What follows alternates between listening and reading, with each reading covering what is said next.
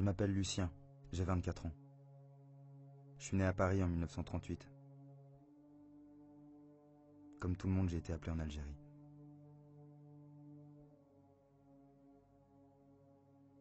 Vous savez, quand vous rentrez ici, personne ne vous comprend. On reprend pas la vie normale. On reprend pas la vie normale quand on a vu les tortures, les massacres, les copains devenir fous. Vous êtes tout seul là-bas. Encore au début ça allait, j'étais avec mon pote, un autre Parisien, mais il supportait pas lui. On a participé au plan Châle, on ratissait le Djebel. Un jour près de Tala Amara, on a reçu l'ordre d'interroger tout un village. Pendant l'intervention, on entend des cris de femmes. Alors avec Robert, on s'approche. Il y avait un attroupement de soldats autour d'une jeune fille. Elle venait d'être torturée. Son visage était meurtri. Elle saignait de la lèvre. Le sergent s'approche. Il commence à lui toucher les seins. Autour, les gars l'encourageaient. « Allez, vas-y, baise-la, baise-la !» La fille résistait. Alors ils l'ont couchée de force sur le lit.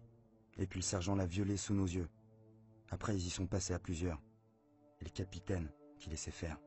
« Avec ces gens-là, c'est comme ça qu'il faut y aller !» C'était pas la guerre. C'était la folie. Il n'a pas supporté Robert. Le soir même, il est sorti du cantonnement et il s'est fait sauter la cervelle.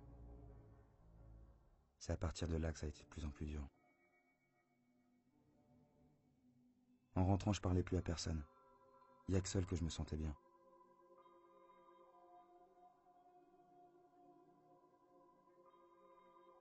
Je voulais témoigner, raconter ce que faisait l'armée française en Algérie. Je me suis trouvé une petite chambre à Saint-Germain. J'ai repris les notes de mon carnet et j'ai écrit pendant 6 mois. J'ai même trouvé un éditeur après, mais le bouquin il a été censuré. Il a tout de même un peu circulé sous le manteau.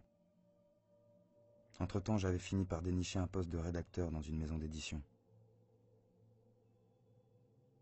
Plus tard, j'ai rencontré les copains du Comité pour la paix, le groupe Seine-Bussy. On avait pris l'habitude de se retrouver au bar Les Deux Magots pour faire des réunions, rédiger des tracts, dessiner des affiches.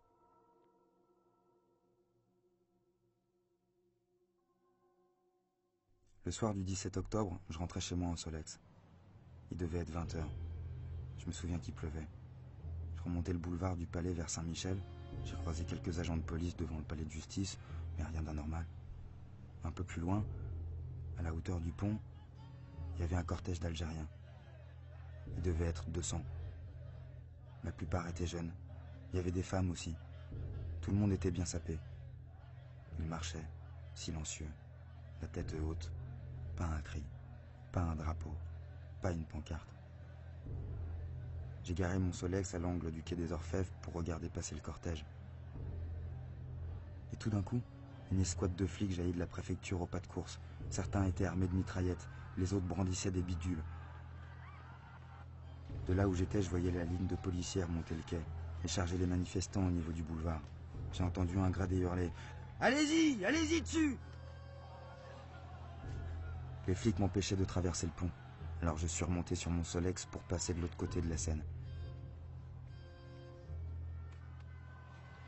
En arrivant place Saint-Michel, j'ai vu les vitres du café Terminus voler en éclats. Les flics jetaient des guéridons en fonte sur les Algériens.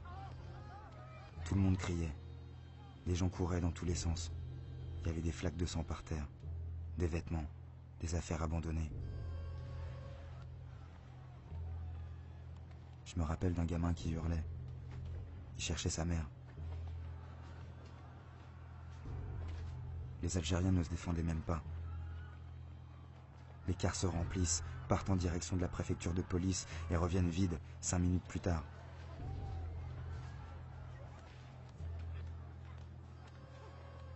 J'ai vu un Algérien tomber à la Seine. Je ne sais pas s'il échappait au tabassage ou si on l'a jeté. En remontant le boulevard Saint-Michel, je croise 2 voitures arrêtées. Les conducteurs encourageaient les policiers à la chasse aux Algériens.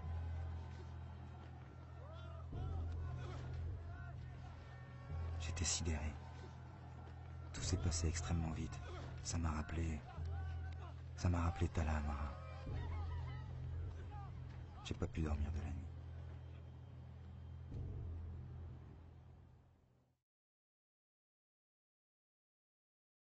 Le lendemain, dans la presse, c'était partout la même chose. Le communiqué officiel affirmait que la police avait dispersé une manifestation à laquelle le FLN avait contraint de participer la grande masse des Algériens. Que des coups de feu avaient été tirés sur les forces de police qui avaient répliqué. Moi, j'ai vu le cortège à Saint-Michel. Les manifestants étaient pacifiques. Quelques jours après la manifestation, j'ai retrouvé les copains du comité au bar Old Navy. On était tous remontés. Beaucoup avaient vu les saloperies des derniers jours. On a parlé d'organiser un défilé, avec un Français pour un Algérien, côte à côte, coude à coude, pour voir si la police foutrait tout le monde à la Seine. Jean-Paul Sartre était d'accord. D'autres gens connus aussi. La date a été arrêtée au 1er novembre, jour de la Toussaint et du début de l'insurrection algérienne.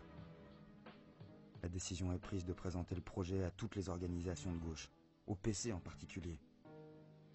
Eh ben, on s'est fait traiter de provocateur. Après tout, eux aussi avaient voté les pleins pouvoirs à l'armée. On s'attendait à quoi? Le comité a sorti un tract, on a collé quelques affiches, mais fallait un truc plus spectaculaire.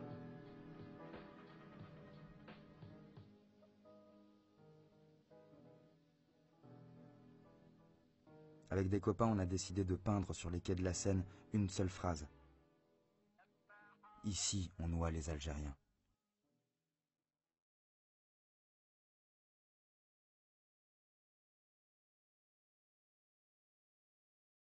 Le 1er novembre, donc, 300 étudiants et militants se sont rassemblés place Maubert, autour de la station de métro.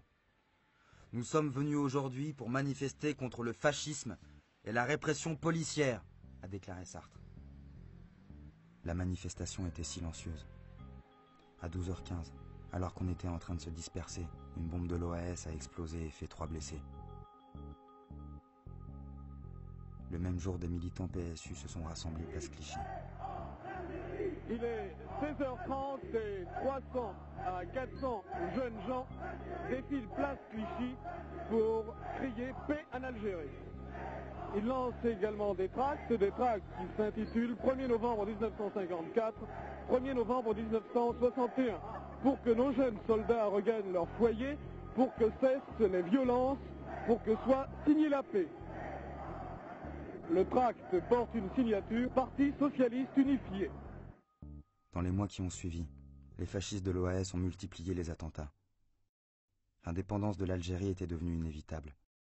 De Gaulle négociait officiellement avec le FLN. Mais les ultras ne voulaient rien lâcher. Il y avait des plastiquages toutes les semaines. Je me souviens de la série d'attentats du 22 novembre. Il y en a eu une vingtaine dans la même nuit. Ils ont appelé ça la nuit bleue.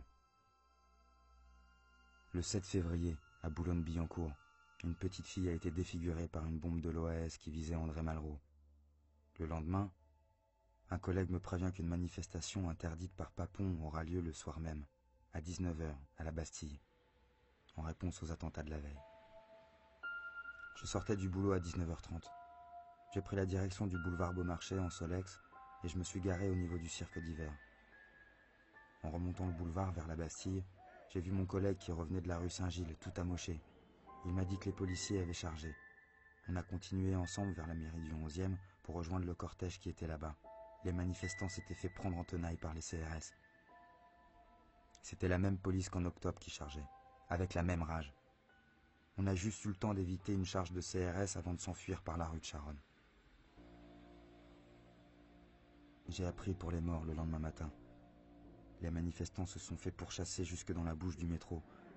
Cette manifestation ne devait pas être prévue par la préfecture de police. Il y a 5 à 600 manifestants. Au moment de la dispersion, d'autres manifestants sont arrivés. Certains sont tombés. Ceux qui essayaient de rentrer se sont entassés les uns sur les autres. Les flics ont gazé à l'intérieur de la station, pendant que d'autres agents leur jetaient des grilles d'arbres dessus. Il y a eu 8 morts. C'était 8 Français. Les obsèques ont été un événement national. Toute la France a apporté son soutien. Personne n'avait parlé des morts algériens. Et tout d'un coup, après Charonne, tout le monde voulait finir la guerre. Le pire, c'est qu'aujourd'hui, quand je parle du 17 octobre, les gens me répondent systématiquement « Charonne ». Fallait 8 Français. Fallait 8 morts français pour éclipser les centaines d'Algériens tués en octobre.